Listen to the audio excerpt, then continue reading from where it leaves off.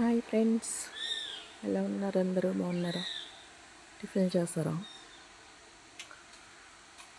మామిడి పూత చూడండి ఎంత చక్కగా వచ్చిందో. మా ఇంటి దగ్గర చెట్లు ఇవి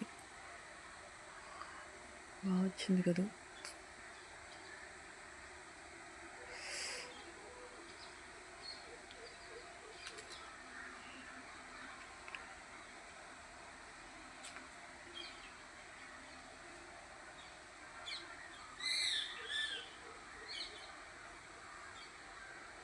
మీలో ఎంతమందికి మామిడి పళ్ళు అంటే ఇష్టం?